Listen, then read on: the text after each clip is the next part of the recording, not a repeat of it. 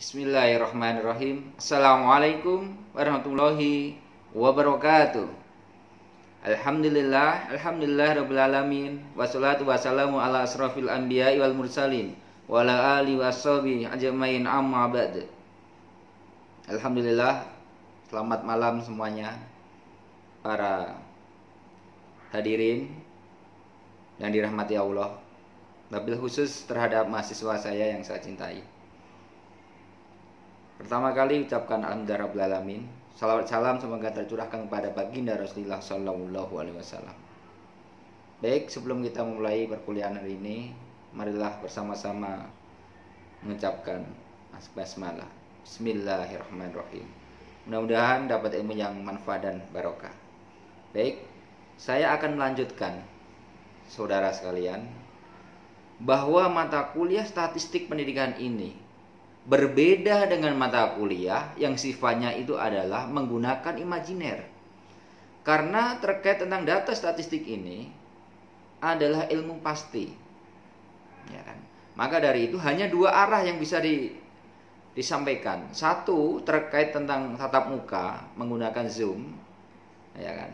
Ini kita juga harus kita batasi karena Zoom ini banyak kuota yang akan menghabiskan saudara nanti. Yang kedua hanya bisa lewat YouTube. Adapun materi terakhir nanti saya akan share ataupun dari sekarang bisa diambil materi saya, ketik nama saya di Slicer, ya kan? Di Google bisa diketik nama saya, statistik pendidikan itu muncul semuanya. Silahkan diambil, dipelajari materinya tersebut. Adapun dari awal saya sudah sampaikan bahwa terkait buku yang menjadikan referensi saudara, silahkan didapatkan, ya kan? Didapatkan dengan menggunakan mungkin satu kelas bisa mungkin iuran menjadikan beberapa buku, sehingga nanti saudara semester 6 akan mendapatkan suatu referensi yang baik bisa digunakan untuk menambah referensi footnote ataupun daftar pustaka. Demikian. Baik, saya lanjutkan. Pertemuan hari ini adalah membahas tentang instrumen pengumpulan data atau disebut dengan IPD. IPD itu instrumen pengumpulan data. Apa instrumen tersebut?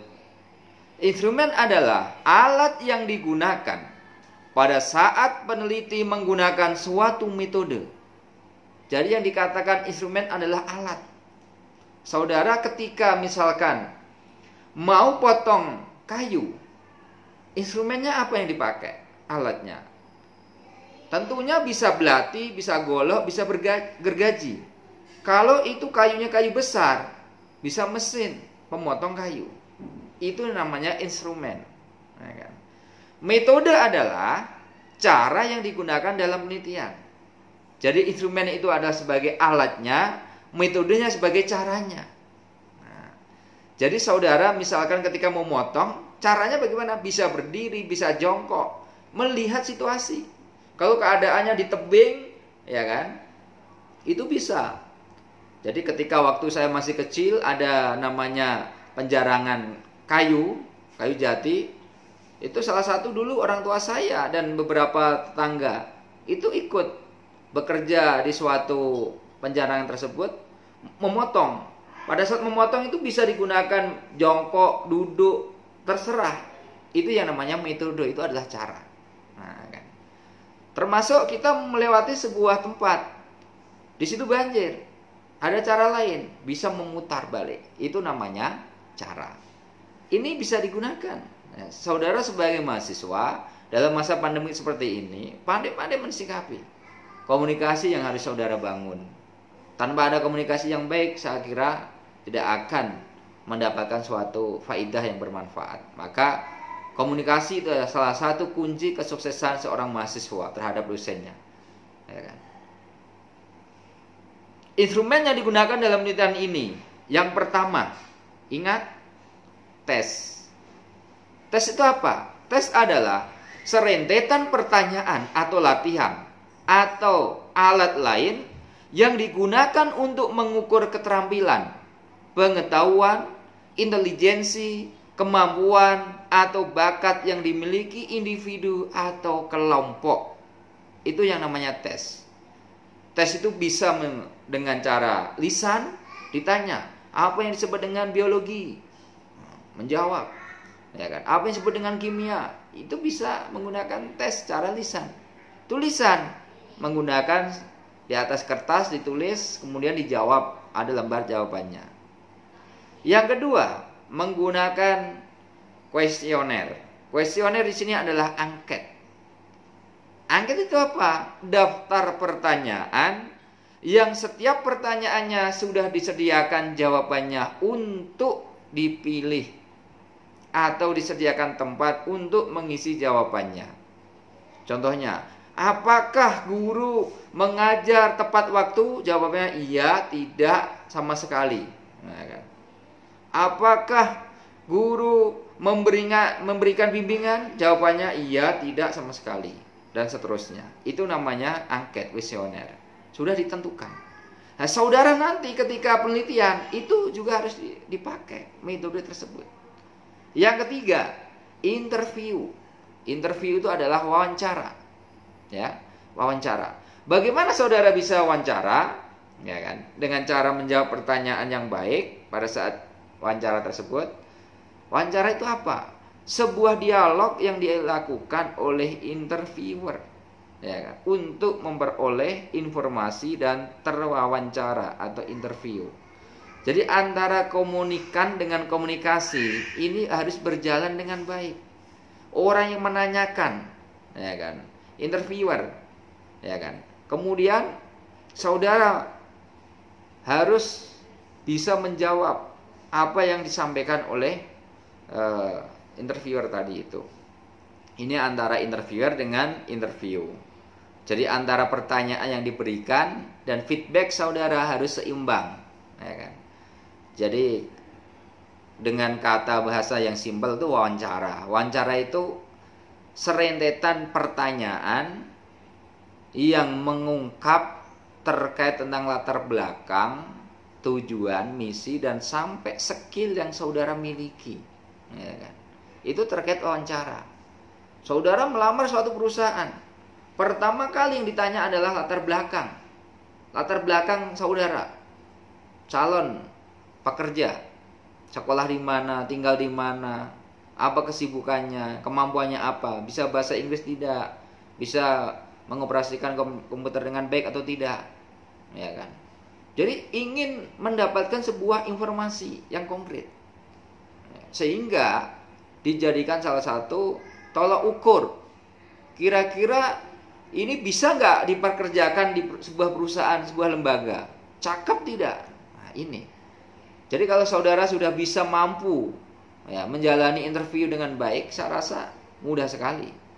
Nah, ini salah satu trik strategi saudara agar mendapatkan sebuah pekerjaan yang layak, yang baik, ya kan? Sehingga kemampuan pada saat menjawab pertanyaan, mengungkapkan sebuah informasi secara detail, secara lengkap, secara konkret, ya, dan koheren. Koheren itu berurutan. Yang keempat, observasi. Observasi itu bahasa kita adalah pengamatan, ya, yang mudah disampaikan kepada anak didik kita, ya kan, ataupun kepada saudara sendiri. Ya, ketika melakukan sebuah penelitian, itu ada yang namanya pengamatan. Pengamatan adalah kegiatan pemusatan perhatian terhadap suatu objek dengan menggunakan seluruh alat indera. Jadi berbagai macam alat indera, mata, tangan saudara, ya kan, apalagi bermacam-macam, itu akan saudara dapatkan, ya kan, akan saudara dapatkan. Terserah bagaimana caranya. Itu yang namanya pengamatan. Mengamati berbagai macam keadaan. Ada juga mengamati keadaan calon yang kita teliti, ya kan, kepada subjek ataupun objek. Subjeknya itu kalau berkaitan tentang saudara meneliti, subjeknya adalah itu kepala sekolah. Objeknya penelitian di situ adalah data misalkan. Ya data itu saudara dapatkan. Nah, ini yang harus saudara dapatkan secara konkret. Yang selanjutnya adalah yang nomor 5, rating scale, skala bertingkat. Suatu ukuran sangat subjektif yang dibuat secara berskala. Jadi dikatakan skala bertingkat itu kira-kira ukuran untuk mendapatkan sebuah data itu tingkatannya baik atau tidak. Kira-kira orang ketika dipaparkan dengan data saudara itu mendapatkan dengan baik atau tidak. Ini yang harus saudara dapatkan. Yang terakhir adalah dokumentasi. Dokumentasi berarti barang-barang tertulis. Bisa lewat potret, yaitu gambar, video, buku, majalah, peraturan-peraturan, catatan-catatan, tata tertib, termasuk profil, sejarah. Itu adalah dokumentasi. Jadi kalau saudara ketika sudah bisa memahami ini yang baik, saya rasa saudara sungguh bijak dalam penelitian saudara. Jangan pernah berhenti saudara untuk meneliti ini, ya kan? Ini adalah IPD. Yang selanjutnya, distribusi frekuensi. Ya kan? Pengertian distribusi frekuensi, ya kan? Kemudian menyusun distribusi frekuensi, menyajikan distribusi frekuensi, dan grafik. Nah, ini saudara akan dapatkan, ya kan? Saudara akan dapatkan ketika nanti saudara sudah mengolah data. Ya kan? Pengertian distribusi. Distribusi frekuensi adalah data yang disusun dalam bentuk kelompok berdasarkan kelas-kelas interval dan menurut kategori tertentu. Jadi distribusi frekuensi terdiri dari beberapa bagian. Bagian yang pertama adalah kelas-kelas. Jadi ada yang namanya kelas-kelas penggolongan. Jadi ada tingkatan klasifikasi. Ya kan? Jadi saudara harus mengidentifikasi. Mengidentifikasi itu apa? Melihat sejauh mana pengkelompokan antara kelas-kelas tadi itu. Setelah itu tingkatannya high, medium, ataupun low. Jadi tingkatnya menengah ke bawah ataupun menengah ke atas. Contohnya terkait tentang ekonomi. Berbicara ekonomi Indonesia, yang kategori tingkat menengah ke bawah berapa persen? Yang kategori menengah ke atas berapa persen? Ini terkait tentang klasifikasi. Kemudian batas kelas. Ada kelas limit. Seperti saudara punya kuota, ya kan? Saudara punya handphone dipakai untuk telepon, ada ikut masukkan TM misalkan kan, Tolmania misalkan, berbicara ya dengan free, ada kaitan tertentu, ada batasnya, ada limitnya. Beli tiket saudara, ada batas limitnya. Limitnya kapan? Kalau sampai misalkan saudara terlambat mau naik pesawat, ya kan, tidak bisa lagi, ada batasnya. Yang ketiga, tepi belas. Apa? Tepi kelas. Kelas di sini adalah batas nyata kelas. Jadi yang katakan batas nyata kelas itu ada tepi bawah kelas, ada tepi atas kelas. Nah, batas-batas kelas ini min 0,5 dikurangi. Nanti kita akan melihat pertemuan berikutnya, kita akan praktek, ya kan? Dan batas atas kelas itu ditambah 0, ya kan? 0.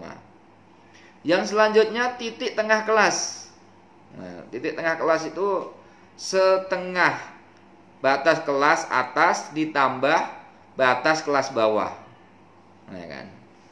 Jadi ini saya sampaikan terlebih dahulu. Nanti secara ada praktek, kita akan praktekkan. Dan statistik di awal saya sudah sampaikan, tidak ada makalah berkelompok, tapi tugas individu sampai akhir nanti. Kemudian yang kelima, interval kelas. Yang keenam, panjang interval kelas. Dan 7, frekuensi kelas, ya kan? Jadi ini adalah sebagai salah satu teori statistik, dan saudara harus kuat membaca, saudara harus kuat untuk mencoba, dan saudara harus kuat untuk meresapi. Saudara harus menggunakan motorik halus dan motorik kasar saudara.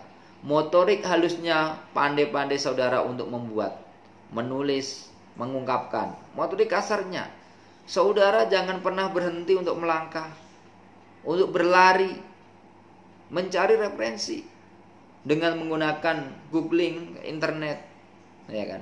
Dengan bertanya. Jadi saudara silakan bertanyalah di grup WA itu, manfaatkan sebaik-baiknya. Ya, jangan pernah penyesalan datang di kemudian hari sehingga saudara susah untuk mendapatkan suatu keilmuan yang terkini. Maka dari itu, untuk yang terakhir, semoga saudara tetap semangat, dan saudara sendirilah yang menyatakan harus sanggup dan kuat. Tidak ada seorang pun di muka bumi ini yang selamat dari cobaan Allah, kecuali orang betul-betul sabar, sebagaimana Nabi Ayub alaihissalam dicoba oleh Allah sakit selama 19 tahun, tapi tetap sabar. Mudah-mudahan barokah. Ada kurang lebihnya mohon maaf, yang sebesar-besarnya. Akhir hada, wassalamualaikum warahmatullahi wabarakatuh.